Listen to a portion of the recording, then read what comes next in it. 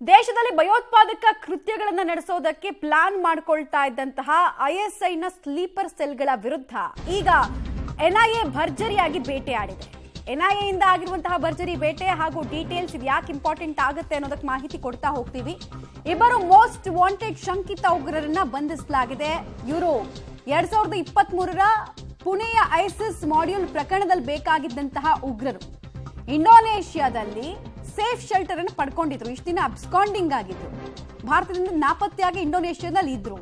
ಮಹಾರಾಷ್ಟ್ರ, ಗುಜರಾತ್ ಸೇರಿದಂತೆ ವಿವಿಧೆಡೆಗೆ ದಾಳಿ ನಡೆಸಬೇಕು ಅಂತ ಪ್ಲಾನ್ ಮಾಡಿಕೊಂಡಿದ್ರು. ಅದರ ಪೂರ್ವಭಾವಿಯಾಗಿ 2022ರಿಂದ 23ರಲ್ಲಿ ಪುಣೆ ಭಾಗದಲ್ಲಿ ಅಮಾಯಕ ಹುಡುಗರನ್ನ ಬ್ರೈನ್ ವಾಶ್ ಮಾಡಿ ಮತಾಂತಿ ಅಮಲನ್ನ ತುಂಬಿ ಅವ್ರಿಗೆ ಬಾಂಬ್ ಮಾಡೋದು ಹೆಂಗೆ ಅಂತ ವರ್ಕ್ಶಾಪ್ ಗಳನ್ನ ಇಟ್ಕೊಂಡಿದ್ರಂತೆ. ಇವರಿಬ್ರು ಕೂಡ ಅಬ್ದುಲ್ಲಾ ಫಯಾಜ್ ಶೇಖ್ ಮತ್ತು ತಲ್ಹಾ ಲಿಯಾಕತ್ ಖಾನ್ ಅಂತ ಇವರಿಬ್ಬರನ್ನ ಸದ್ಯಕ್ಕೆ ಅರೆಸ್ಟ್ ಮಾಡಲಾಗಿದೆ. ಇವರಿಗಾಗಿ ಎನ್ಐಎ 3 ಲಕ್ಷ ಬಹುಮಾನವನ್ನ ಕೂಡ ಘೋಷಿಸಿತ್ತು. ಇವರು ತಲೆಗೆ 3 ಲಕ್ಷ ಕಟ್ಟಿ ಇನ್ಫಾರ್ಮೇಶನ್ ಇದ್ರೆ ಕೊಡಿ ಅಂತ ಸಾರ್ವಜನಿಕವಾಗಿ ಪ್ರಕಟಣೆಯನ್ನ ಕೂಡ ಹೊರಡಿಸಿತ್ತು. ಇವರ ಅರೆಸ್ಟ್ ತುಂಬಾ ಕ್ರೂಷಿಯಲ್. ಇನ್ಫ್ಯಾಕ್ಟ್ ದೇಶದಲ್ಲಿರುವಂತಹ ಐಸಿಸ್ನ ಸ್ಲೀಪರ್ ಸೆಲ್ ಏನಿದೆ, ಆ ಮಾಡ್ಯೂಲ್ ಏನಿದೆ, ಅದನ್ನ ಬ್ರೇಕ್ ಮಾಡೋದಕ್ಕೆ ಅಥವಾ ಚೈನ್ ಲಿಂಕ್ ಬಗ್ಗೆ ಇನ್ನಷ್ಟು ಮಾಹಿತಿ ಪಡೆದುಕೊಳ್ಳೋದಕ್ಕೆ ಎನ್ಐಎಗೆ ದೊಡ್ಡ ಲೀಡ್ ಸಿಕ್ಕಂತಾಗಿದೆ ಅನ್ನೋದು ಗೊತ್ತಾಗ್ತಾ ಇದೆ. ಸಿನಿಮೀಯ ರೀತಿಯಲ್ಲಿ ಕಾರ್ಯಾಚರಣೆ ಆಗಿದೆ.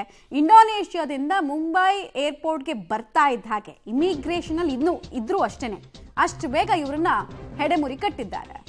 ಐಡಿಗಳಿಗಾಗಿ ಕಾರ್ಯಾಗಾರವನ್ನ ಅಂದ್ರೆ ಬಾಂಬ್ ಅನ್ನು ರೆಡಿ ಮಾಡೋದು ಹೆಂಗೆ, ಬಾಂಬ್ ತಯಾರು ಮಾಡಬೇಕಾದ್ರೆ ಅದಕ್ಕೆ ಬೇಕಾಗಿರೋ ರಾ ಮೆಟೀರಿಯಲ್ಸ್ ಏನು ಅಂತ ಬೇರೆ ಉಗ್ರರಿಗೆ ಇವರು ಟ್ರೈನಿಂಗ್ ಅನ್ನು ಕೊಡ್ತಾ ಇದ್ರು. ಹಾಗೂ ಗುಂಡು ಹಾರಿಸೋ ಅಭ್ಯಾಸಕ್ಕಾಗಿ ಸ್ಥಳಗಳನ್ನು ಹುಡುಕೋದು. ಸ್ಥಳ ಅಂದ್ರೆ ಎಲ್ಲಿ?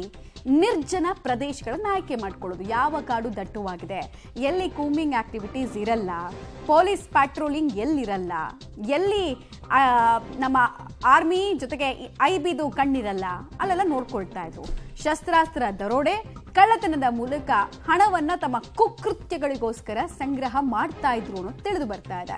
ಹಲವು ಭಯೋತ್ಪಾದಕ ಚಟುವಟಿಕೆಗಳಲ್ಲಿ ಉಗ್ರರು ಭಾಗಿಯಾಗಿದ್ರು ಅನ್ನೋದ್ರ ಮಾಹಿತಿ ಕೂಡ ಇದೆ. ಬಾಂಬ್ ರೆಡಿ ಮಾಡೋದನ್ನ ಇನ್ನೊಬ್ರಿಗೆ ಇವರು ಹೇಳ್ಕೊಡ್ತಿದ್ರು ಅಂದ್ರೆ ಇವ್ರು ಇನ್ನೆಷ್ಟು ವಿಧ್ವಂಸಕ ಕೃತ್ಯದಲ್ಲಿ ಭಾಗಿಯಾಗಿದ್ದಿರ್ಬೋದು. ಪುಣೆಯ ಮಿತಾನಗರದ ನಿವಾಸಿ ಆಗಿರ್ತಾನೆ ಒಬ್ಬ. ಪುಣೆಯ ಮಿತಾನಗರ ನಿವಾಸಿ ಆಗಿರ್ತಾನೆ ಅಬ್ದುಲ್ ಫಯಾಜ್ ಶೇಖ್ ಅನ್ನೋದು ಗೊತ್ತಾಗ್ತಾ ಇದೆ.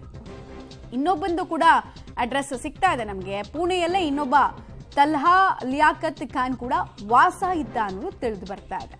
ಲಾಸ್ಟ್ ಟೈಮ್ ಭಾರತದಿಂದ ಎಸ್ಕೇಪ್ ಆಗುವಲ್ಲಿ ಯಶಸ್ವಿ ಆಗಿದ್ರು ಇಬ್ರು ಕೂಡ. ಕೆಲ ದಿನ ಅಲ್ಲ, ಇನ್ಫ್ಯಾಕ್ಟ್ ವರ್ಷಗಳಿಂದ 2023ರಲ್ಲಿ ಆ ಪುಣೆ ಐಸಿಸ್ ಮಾಡ್ಯೂಲ್ ಯಾವಾಗ ಆಚೆ ಬಂತು ಆವಾಗ ಇವರಿಬ್ರು ತಲೆಮರೆಸ್ಕೊಂಡು ದೇಶ ಬಿಟ್ಟಿರ್ತಾರೆ. 2 ವರ್ಷಗಳ ಕಾಲ ಆಲ್ಮೋಸ್ಟ್ ಇವರು ಇಂಡೋನೇಷ್ಯಾದಲ್ಲಿ ಇದ್ರು ಅನ್ನೋದು ಪ್ರಾಥಮಿಕ ಮಾಹಿತಿ. ಇಬ್ಬರು ಉಗ್ರರ ಬಂಧನಕ್ಕಾಗಿ 3 ಲಕ್ಷ ರೂಪಾಯಿಯನ್ನ ಕೂಡ ಇವರ ತಲೆಗೆ ಎನ್ಐಎ ಕಟ್ಟಿತ್ತು. ಯಾರಾದ್ರೂ ಇವ್ರ ಬಗ್ಗೆ ಮಾಹಿತಿ ಕೊಟ್ರೆ ಅಂತವರಿಗೆ ತಲಾ 3 ಲಕ್ಷ ಕೊಡ್ತೀವಿ ಅಂತ ಡೀಟೇಲ್ಸ್ ಕೊಡ್ತಾರೆ. ಪ್ರಕಾಶ್, ಬಹಳ ಮೇಜರ್ ಬ್ರೇಕ್ ಥ್ರೂ ಇದು ಐಸಿಸ್ ಮಾಡ್ಯೂಲ್ ಅನ್ನ ಬ್ರೇಕ್ ಮಾಡೋ ನಿಟ್ಟಿನಲ್ಲಿ. ಸೊ ಕಾರ್ಯಾಚರಣೆ ಎನ್ಐಎದು ಹೆಂಗಾಯ್ತು, ಯಾವ್ಯಾವ ವಿಚಾರಗಳು ಇವರಿಂದ ಕಕ್ಕಿಸಬೇಕಾಗಿರೋದು ಎನ್ಐಎ ಮೇಲಿರುವಂತಹ ತನಿಖೆಯ ಭಾರ, ಏನೇನ್ ಮಾಹಿತಿ ಸಿಗ್ತಾ ಇದೆ?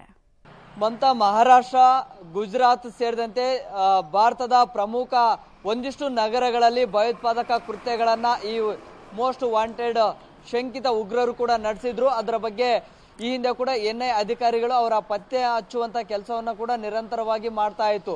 ಜೊತೆಗೆ ವಿಧ್ವಂಸಕ ಕೃತ್ಯಗಳನ್ನ ನಡೆಸೋದಕ್ಕೆ ಸಂಚನ ಕೂಡ ರೂಪಿಸಿದ್ರು.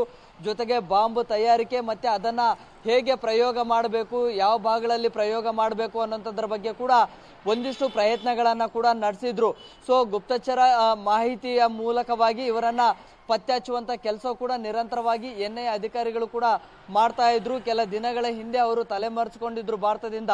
ಇಲ್ಲಿಂದ ನೇರವಾಗಿ ಇಂಡೋನೇಷ್ಯಾದಲ್ಲಿ ಅವರು ಇದ್ರು ಅನ್ನುವಂತಹ ಮಾಹಿತಿ ಎನ್ಐಎ ಅಧಿಕಾರಿಗಳಿಗೂ ಕೂಡ ತಲುಪಿತು. ಸೊ ಹಾಗಾಗಿ ಅವರನ್ನ ಕಂಪ್ಲೀಟ್ ಆಗಿ ವಶಕ್ಕೆ ಪಡೆಯುವಂತಹ ಪ್ರಯತ್ನಗಳು ನಿರಂತರವಾಗಿ ಆಗ್ತಾ ಇತ್ತು. ಜೊತೆಗೆ ಭಾರತದ ಬಹುಭಾಗಗಳಲ್ಲಿ ಅವರು ಭಯೋತ್ಪಾದಕ ಕೃತ್ಯಗಳನ್ನ ನಡೆಸೋದಕ್ಕೆ ಪ್ಲಾನ್ಗಳನ್ನ ಮಾಡ್ಕೊಂಡಿದ್ರು. ಸೊ ಜೊತೆಗೆ ಅವರಿಂದ ಒಂದಿಷ್ಟು ಮಾಹಿತಿ, ಈ ಹಿಂದೆ ನಡೆದಂತಹ ಭಯೋತ್ಪಾದಕ ದಾಳಿಗಳಿಗೂ ಕೂಡ ಇವರೇ ಪ್ಲಾನ್ಗಳನ್ನ ಕೊಟ್ಟಿದ್ರು. ಜೊತೆಗೆ ಒಂದಿಷ್ಟು ಉಗ್ರರನ್ನ ರೆಡಿ ಮಾಡಿ ಭಾರತದ ನೆಲದಲ್ಲಿ ಭಯೋತ್ಪಾದಕ ಕೃತ್ಯಗಳನ್ನ ಮಾಡೋದಕ್ಕೆ ಕೂಡ ಒಂದಿಷ್ಟು ಟ್ರೈನಿಂಗ್ ಅನ್ನ ಕೂಡ ಕೊಟ್ಟಿದ್ರು.